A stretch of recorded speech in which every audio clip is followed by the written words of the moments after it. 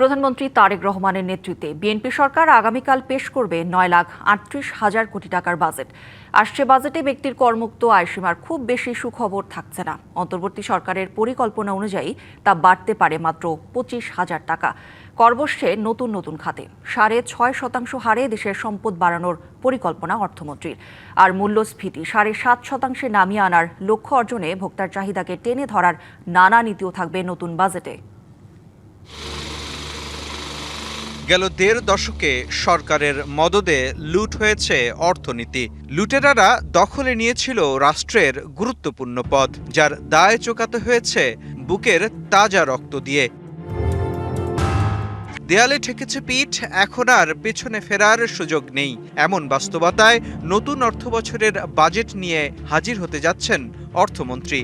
এরই মধ্যে জানা গেছে বাজেটের সম্ভাব্য আকার 9,38,000 কোটি টাকা, যেখানে ঘাটতি 2,43,000 কোটি টাকা। এর মধ্যে 1,12,000 কোটি টাকা মিলবে ব্যাংক ঋণ থেকে। রাষ্ট্রের কোষাগারে অর্থ নেই, তারপরও বাজেটে সম্ভাব্য জিডিপি প্রবৃদ্ধির লক্ষ্য 6.5%, আর এজন্য বিশেষ কিছু খাতে কমবে করের বোঝা।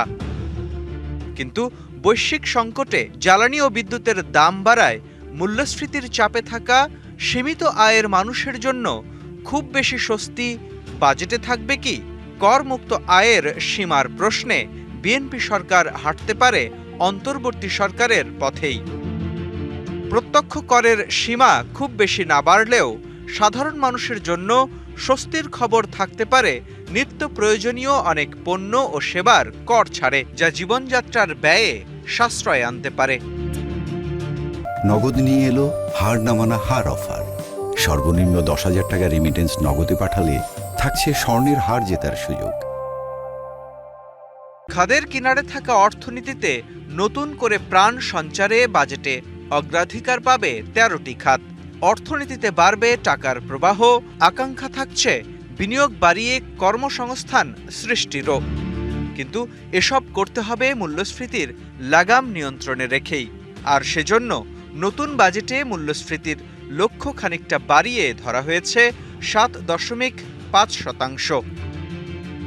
ধ্বংসস্তূপের ওপর দাঁড়িয়ে প্রায় 20 বছর পর ক্ষমতায় এসে দেশ পুনর্গঠনের যে স্বপ্ন দেখিয়েছে বিএনপি সরকার, তার মূল ভিত্তি লুকিয়ে আছে অর্থনীতির সংস্কারে। নতুন বাজেটে থাকছে সে প্রতিশ্রুতিও।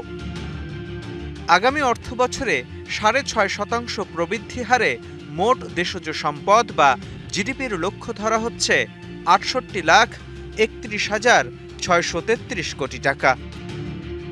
শত সীমাবদ্ধতাতেও অর্থমন্ত্রীর বাজেট হতে যাচ্ছে বিলিয়ন ডলার থেকে ট্রিলিয়ন ডলারের স্বপ্নযাত্রা। মুস্তফা মাহবুব, ডিবিসি নিউজ, ঢাকা।